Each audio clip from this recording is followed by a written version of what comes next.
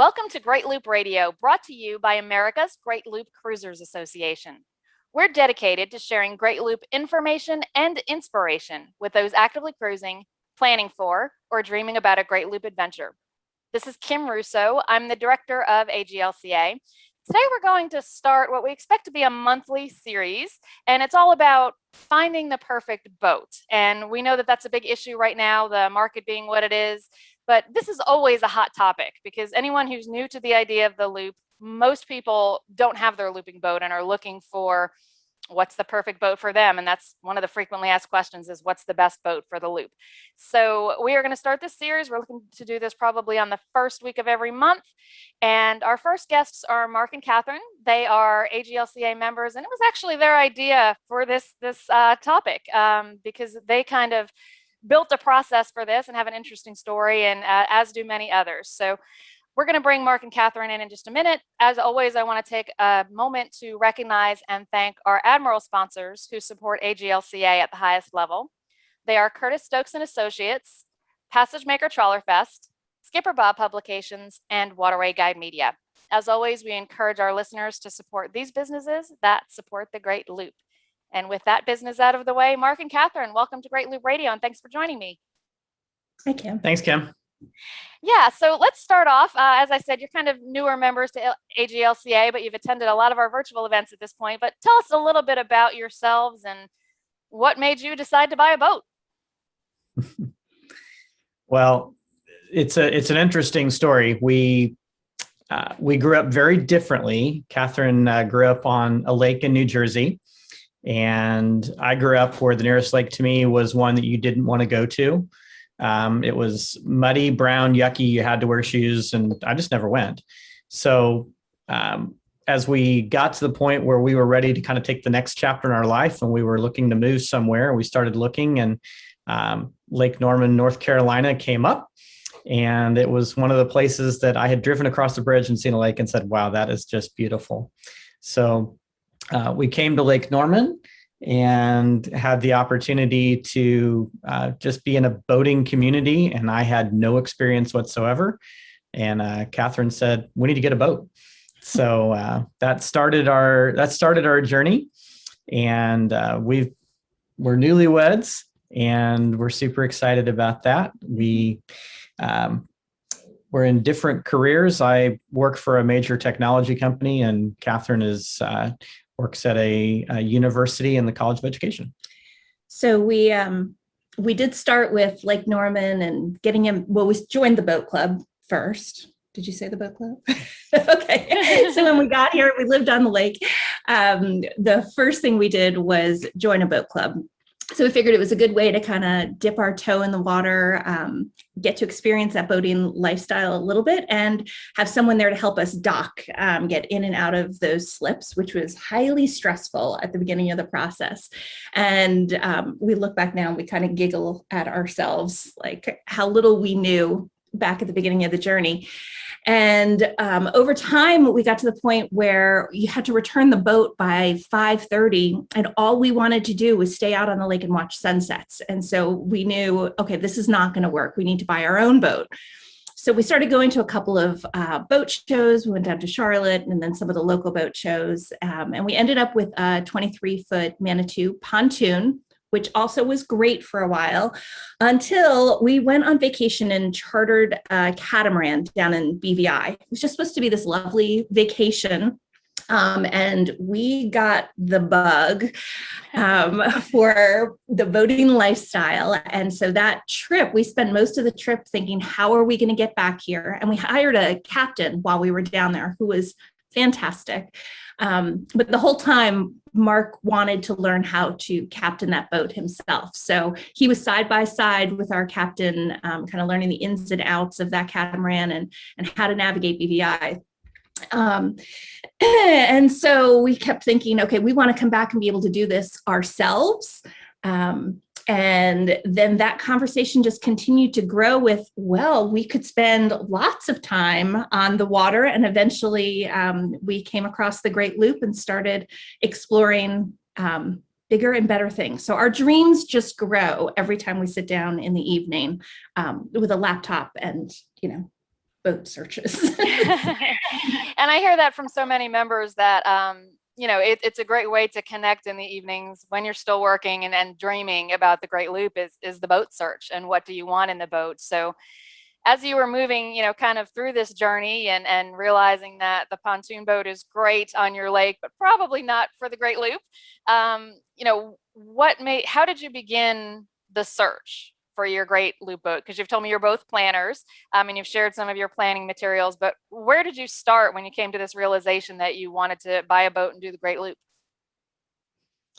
We hear from a lot of people, and we were pretty typical. We just started looking online at a variety of sites, from Yacht World to Curtis Stokes to Jeff Merrill, a bunch of different sites where people were, we could look at pictures of boats. And I'll be honest, a lot of times we didn't even know what we were looking at. We're like, ooh, that looks really, really good, right? Or, that looks like an interesting boat. So it was more of an aesthetic thing. And then we'd kind of get down to the engine room, and it was like, well, that's dirty or that's clean. That was about as knowledgeable as we were, because we had an outboard engine. And so I'll be honest, I'm not mechanical. Catherine's more mechanical than I am. And we knew we wanted something that would be, we wouldn't have a lot of issues with, which said, hey, we need a newer boat. So we just kept looking and looking and trying to get some sort of sense of what began to make sense. And we spent a lot of hours just looking at pictures and watching videos. And every time we looked at pictures and every time we watched a video, I felt like we learned a little bit more and a little bit more and a little bit more. And with that knowledge, we just kept continuing to narrow down what we thought made sense for us. The other part of it was we knew that not only did we want to be out at sunset, but one of the other things we couldn't do was we couldn't grill on our boat, which is something that we love to do. Is we love to be outside and cook outside. And we said, let's figure out, whether we can, what kind of boat allows us to cook on it. Well, then it was what kind of boat would allow us to sleep on it? And then what kind of boat would have a bathroom and all those and it just kept getting a little bit bigger and a little bit bigger. And even within those parameters, we still saw that there were a lot of variations. So we knew we needed to think through the process more. Yeah. Well, and so you built a spreadsheet for us, a starting point where one night Mark's like, okay, take this little quiz for me. And so we did, we each individually rated what we thought was most important to each of us on a 10-point scale. And so we listed, what things are most important to me, what things are most important to him. And then we lined those up to see where our priorities matched with one another, and then what things kind of were different in each of those. So interestingly, it's really interesting now. So, now that we've made this purchase, to say, okay, what did I think was most important and would I agree with that now? And, if we come back 5 years from now, will we still agree with those things? But for me, because I was so scared of the whole docking process and smashing, a nice boat or hitting someone else's boat, we had seen a couple people do a couple crazy things. And of course, there are, boat fail videos online that, will scare you a lot. Yes, so they're there. I was all about the joystick. Once we saw that there was a possibility for joystick control on a boat, that felt like a really safe feature. So I was very excited about that. I wanted a master bed with walk around. I was convinced we would want a washer dryer, 2 bedrooms, making sure we had headroom downstairs. And I wanted sliding glass doors. I loved all the boats that had the sliding glass doors. A lot of the things that were important to me were things that I had experienced on that catamaran down in BVI. So it was my kind of schema in the moment. I love that bright, open, airy kind of, you have an open floor plan in your house. I love that concept of an open floor plan on a boat. Mark's list was a little bit different. You want to share what your things were? Well, we had found AGLCA by this point in time, and I'll confess, like, I'm up first thing in the morning, I grab my cup of coffee and I'm reading the digest every single morning. It's the first thing that I do, and I look forward to it. And there's a lot of great knowledge in there, and people post that on a regular basis. It's just stunning. And so one of the first things I was reading about was you want a diesel engine because it's safe. And I started looking at fuel economy and all sorts of other kinds of things. And so diesel engines to me was a 6. And to Catherine, it was a 1. That didn't matter as much to her, but I knew that was, the right choice for us. I wanted a, great outdoor space. And, as I looked across it, I wanted something that I knew that honestly, that Catherine would be comfortable with staying on, because I didn't want to do something that would be okay, we can go on an occasional weekend. Like, I wanted her to move on and say, I can live on here. So honestly, what was higher on her priority list was most important to me, because it gave me the end result that I wanted, and that's the liveaboard. It's a good way. And I was not a reluctant spouse, but it's a really good way to, thanks, honey. Very important stuff. Mark's obviously a smart guy. So you shared with me the list of the different features that you each ranked, and it gave it that importance score. How did you come up with that list? Was it strictly from your research and watching videos and doing, online research, or was some of it from actually boarding boats, whether it was boat shows, obviously your experience in the BVIs, but it's an extensive list. And, some of it is the aesthetics and some of it is the mechanics, and it's a really comprehensive look. So I'm curious where you gained the knowledge to feel like you could rate the importance of those things. Well, again, back to AGLCA and the digest and the events the podcasts that you've done, the virtual events, we were clearly able to identify at the top of that list, well, we need an air draft 19.1 or less. Mm-hmm. We were comfortable with having, 4 feet underwater with a draft. And so those couple of things was like, okay, if it doesn't fit these basic necessities, it's out.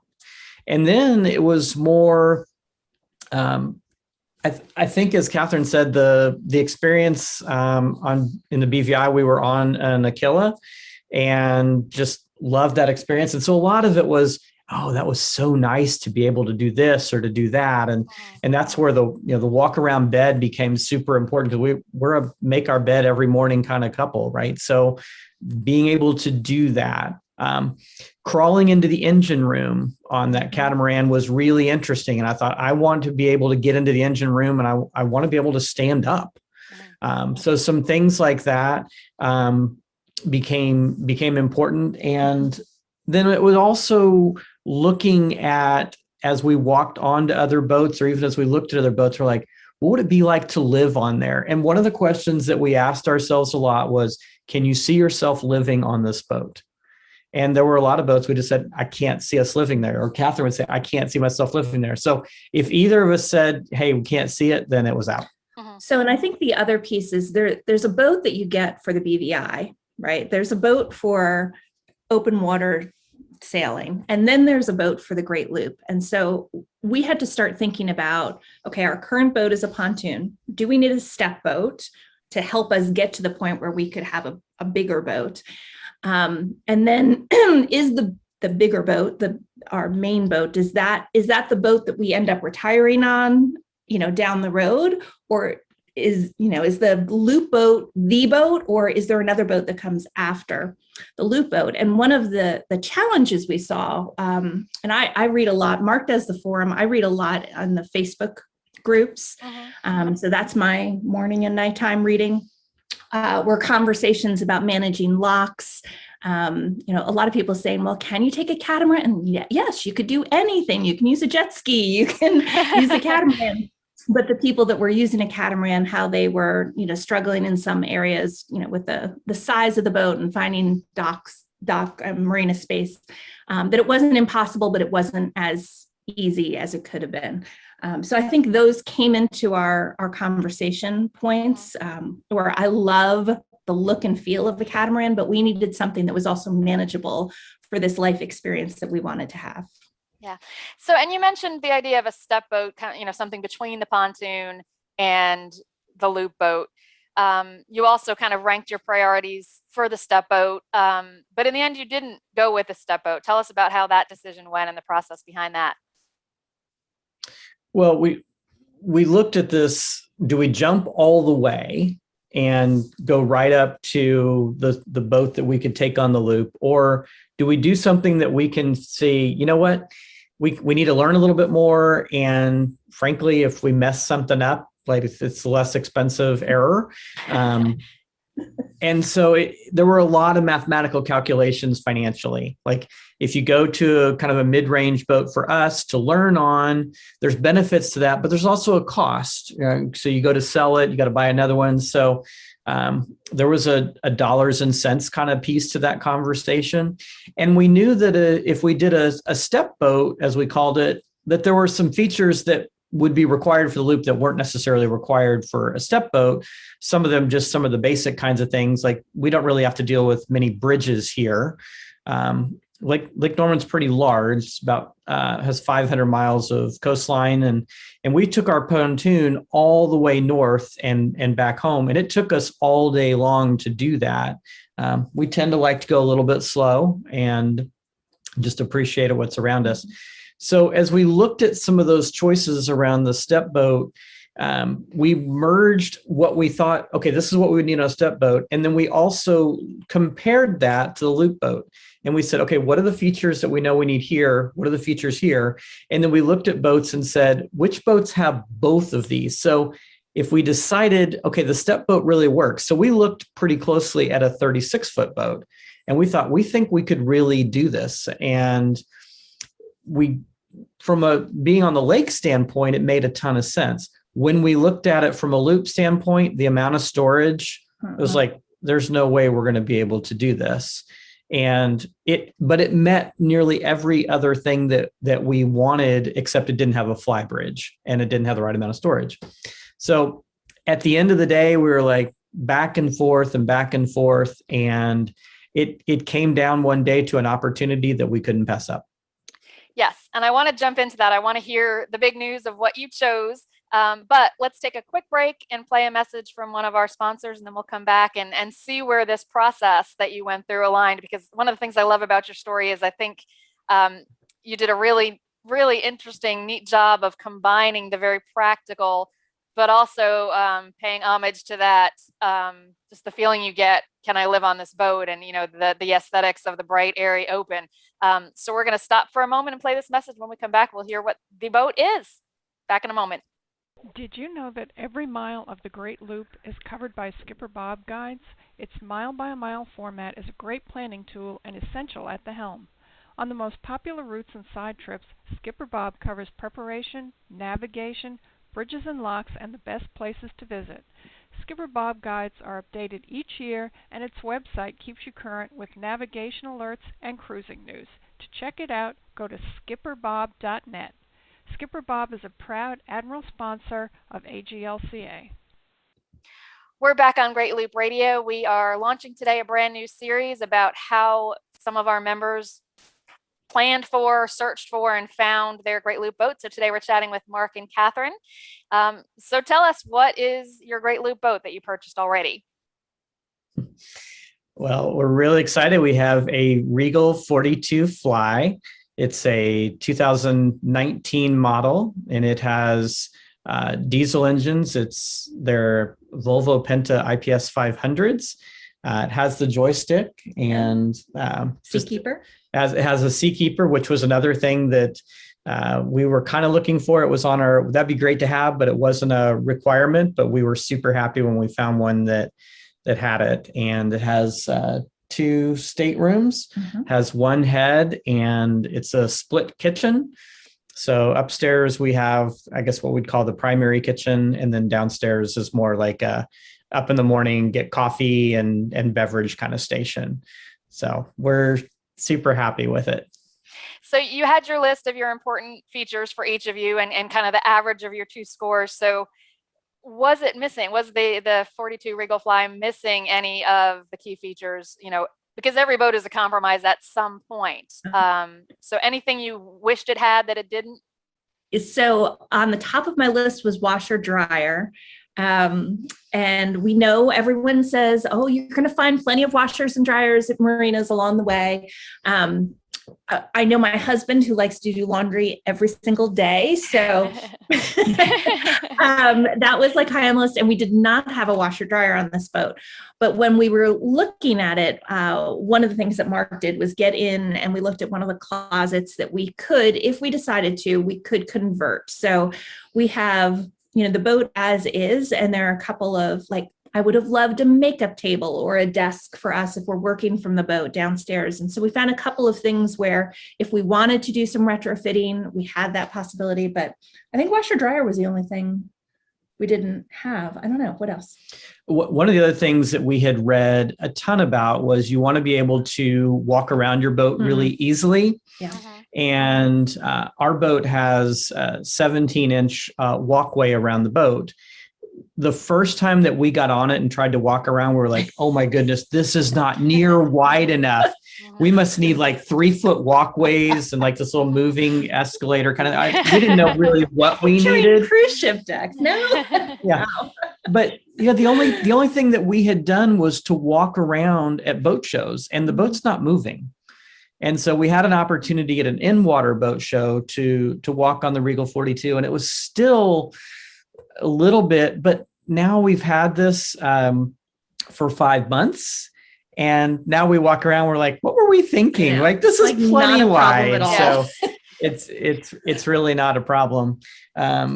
One of the things that was also important to us was that it would be a great place for our dog. So we have a Wheaton Terrier named Sailor, and he's definitely going to go on the loop with us.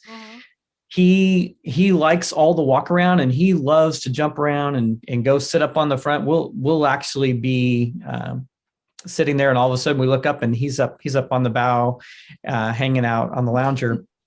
But what he struggles with, honestly, is the stairs, which they're like hanging stairs, and they're really pretty, and it allows you when you're inside to look out back almost unobstructed. It's like the aesthetic piece that Catherine was talking about, but we're not to the point yet where he's comfortable going up the stairs. He's getting there. He definitely does not want to go down the stairs from the front. Gotcha. So we're still working on that. I think the other is headroom was really important for me. And what do you call that? Is that the berth master? So one of the bedrooms downstairs has really nice headroom. Kind of partial walk around on the sides. It's a nice bedroom. It's beautiful. It's good. That's where your master closet is. And, but the bed is smaller. So the king size bed is downstairs. Is it the aft? I still don't know my size of the It's aft. But there is very little headroom there. So, it's one of the things that I kind of lament is having, we've seen some other boats where the bedrooms just have a little bit more room and more drawers and all of that. But we're also minimalists. And so we're very much looking forward to a flip-flop t-shirts, sundress kind of lifestyle. So we're hoping that we don't need a lot of stuff to put in drawers, right? I'm not the one wearing the sundress, just to be clear. Thanks for clarifying that. We appreciate that. So tell us, the story of actually buying the boat, because it wasn't really your first time aboard that you put in an offer, correct? Yeah, that's correct. We had seen this actual boat at the in-water boat show that I mentioned, and the local dealer had it as a demo boat. And honestly, the first time we walked on it was before we'd even bought our pontoon. And we just saw it. We're like, wow, oh my gosh, people live like this? This is a real thing? We had never seen anything between a basic, pontoon boat or ski boat and a cruise ship, right? We'd seen them before, but not been on one. And so when we saw it, we were just stunned. Well, we like to go to the boat shows, and we went back, and our local yacht club does them on a fairly regular basis. This boat kept showing up there, and we kept looking at it. We're like, yeah. Well, over time, it got to the point where we were like, okay, is that could we stretch? Could we get there? And it was like, no. Then we had a nice bump in the stock market. And we're like, okay, maybe we could actually get there. And we're like, I don't know. It's probably too much for us, size wise. We don't really know how to work a boat that big. And then one day I looked on the dealer's website and the boat was sold. And I actually walked into Catherine. I was like, it's gone. Like the boat that we were dreaming of, whether we thought we could do it or not, was gone. And the dealer actually, because it was a demo, it had finished the first year of its demo life. And he'd actually called me, knew that we were kind of interested. And he said, hey, I'm going to be getting rid of my demo boat. I'm getting a new one and I've got an offer for you. And he gave us an offer that was a significant opportunity for us compared to what we had seen it at first. It still was more than we wanted to do. So we let it go. And we're like, well, let's just keep looking. There's other ones out there. And 4 months later, Billy, our dealer, texted me and he said, you're not going to believe this. And I'm thinking, what? He said, remember the 42 Fly you looked at? The guy's moving and he needs to sell it quickly. If you can move like now, I've got an opportunity for you. And so compared to what our original opportunity was, to the offer he gave us, to the offer that we essentially got, and we're like, oh my goodness, I can't believe this, was just a stunning discount. And at that point it was, forget the step boat. We're going all in. This is the boat. It was meant We're to buying be. a Regal 42 Fly. It's for pandemic purchase. Yeah. And Merry Christmas. Yeah. And it was actually my birthday. Yeah, there you go. And so she said, happy birthday. And I don't think I'll ever get a birthday present that looks anything quite like that, but it was a fantastic opportunity. We were able to negotiate a little bit more off of the price, but it was fantastic. It had, when we saw it, it had 41 hours on it. So basically it wasn't even broken in. So obviously a newer boat, newer than many looping boats. So was the process of purchasing any different? Meaning, did you go through a survey and all those things, or is it like a car where it's still under dealer warranty, so that wasn't even necessary? It was actually a little bit of both. So it's still under Regal warranty. It's still under Volvo warranty. We still have our generator warranty. All that's still in place. But I wanted to get a survey done anyway, at least the general survey. We chose not to do the engine survey. The dealer said, I've got you, anything that you need, it's right here. It's not even to the point where you would probably need to do a full thing. And they had it as a demo. When they sold it as a demo boat, it had 28 hours on it. So the owner that bought it for 4 months put 13 hours on it. So there really wasn't much, but I was like, I still want to get underneath it, take a look. And so we set up for a survey and got several surveyors that said, hey, yeah, I've worked on these boats before. I'm familiar with these engines. And so we were able to hire one. So it was really neat to see it lifted out of the water. I had never seen anything that looked like that before. And I'm like, underneath this thing that's like, this is like tons and tons and tons of weights, in the air. It's pretty impressive. But basically the survey came back super clean. The surveyor said this boat's as good as new, found a couple of little things that we didn't see, but they were super minor. Like we had a snap that needed to be fixed. And we had one place where one of the underwater lights had a little discoloration around it. So dealer said everything's under warranty, took care of it all. It was super easy process. And we proceeded with Coast Guard documentation and got everything, and we're good to go. Remind me when you purchased. So we purchased in December of 2020, so 5 months ago.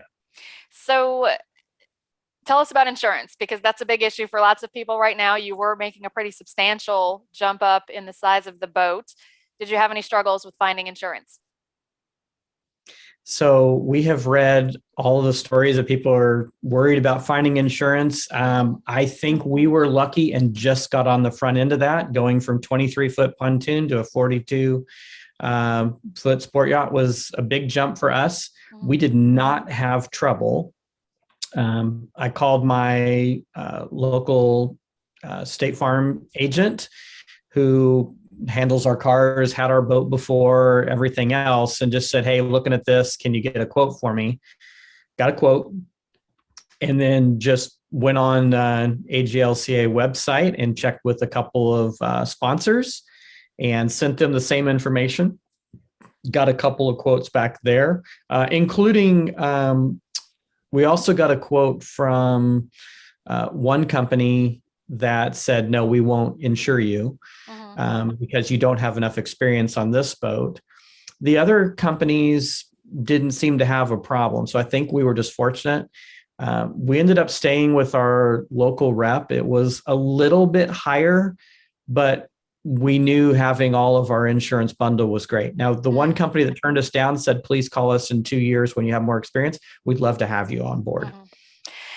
So the whole process,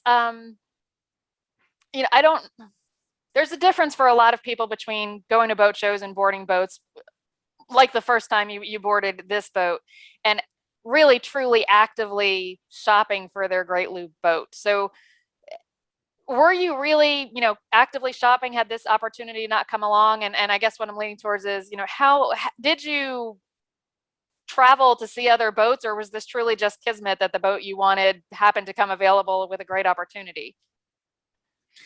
We tried to travel. Yeah, we tried. Oh, that's to true. go to We're talking about 2020. Yeah, we had planned to go to Tampa. We had planned to go to Palm Beach. We tried to go to Charleston. We had a number of different places. We looked at going up toward Deltaville and just see what any options we could get. And everything just kept getting canceled. And we also were concerned. So we're like, even if it goes, are we comfortable with the travel? And so I think part of that really helped us to stay right here because we knew that boat that we had seen was right around the corner. And we feel like we would have really enjoyed seeing some other boat shows, and we won't stop going to boat shows, once those, happen again. But at the time, we were struggling through it. One of the things that really helped us, Kim, was the virtual looper crawl that you put together. It was one of the things that we said, hey, if we can go do that, we can see a whole bunch of boats in a very different way. It's not like just looking at a bunch of pictures or watching a video. It's listening to people say, hey, I liked this boat because, and I didn't like this boat because. And listening to all of those features really gave us a lot of terrific information. Yeah, well, I'm glad that was helpful. And those are actually, for those of you watching or listening, they're still available at greatloop.org/webinars. The recordings of the virtual looper crawls are there. And of course, we are planning our return to actual looper crawls very soon. And with that might come some opportunities for some more virtual ones, because it becomes much easier to produce one of those if we've got a lot in one place and we can do some videos and talk to some owners. So more on that coming. But Mark and Catherine, tell us what you named your boat, because that's always a fun thing to hear. I'll let you tell us one. Go ahead. Sure. So our boat's name is What's Next, which has several different meanings. So one of it is, if the casual person coming by or hailing us would think, oh, what's the next thing we're going to go do or explore? But it's actually one of our favorite questions. So Catherine and I met at a seminar that I was teaching at work, and it was called What's Next? And it was about, where you are in your career and with the work that you're doing, what's the next thing you're going to do? What's the next thing you're going to do? And so it kind of became part of our story, is to just ask what's next. And so part of that became buying a loop boat and traveling on America's Great Loop became part of our what's next. And we're both forward-thinking people. We're both dreamers. We're planners as well, but we're always asking ourselves what's next. Love that. So in terms of what's next, what are your Great Loop plans? So what's next for us is we have one more at home. So we have a daughter who is going to be a junior this coming year. So we know we have 2 more years here on the lake before she heads off to college. And at that point, we still have several years of work before retirement.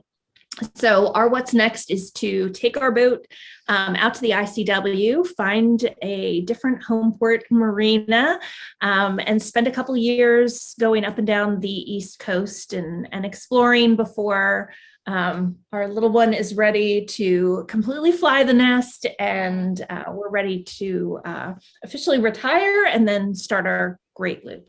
But anything you want to add to that? Well, we're both work from home. And my job involves a lot of travel, and eventually we'll be back to travel, and I'll be doing that. Catherine's fully from home as an online professor. So she can be pretty much anywhere, and I just need to be somewhere near a major airport. So we've been fascinated to listen to some of the other podcasts that you've done with people who are living and working aboard and kind of how they're doing it. From a work perspective, we have to stay in the US. So Bahamas and Canada aren't really options for us, which is why the ICW piece comes into play. Mm-hmm. And then once we fully retired, we'll go around the loop. Hopefully we're going to go around twice. The idea of being platinum is super cool. And then eventually we'd like to be able to go to farther waters, which eventually we'd like to get back to the BVI. I don't know if our Regal 42 fly will get us all the way there with the range. We may be onto a catamaran. It might be what's next too. Perfect. Mark and Catherine, we loved your story. Thank you for sharing it with us, and congratulations on the boat. And we're super excited for you to start the Great Loop when the time is right for you. And just thank you for sharing all this information. I think you've really helped others who are going through the same process. Thank you so much, Kim. Thanks, Kim. We're happy to be a part of helping other people make some of the decisions that we've already made. We have learned so much from you and others as part of AGLCA. Our membership is well worth it. And as we look at where we're going next and starting to think about marinas and some of those other kind of things, we're going to continue to learn. And we appreciate the opportunity to learn, and be able to pay that forward to others is important to us. Yeah, we appreciate that. And that paying it forward is certainly the spirit of AGLCA. So thank you for that. I'm glad you have found your membership beneficial. And to our listeners and those viewing, thank you for joining us once again on Great Loop Radio. We'll be back next week with another episode. Until then, safe cruising.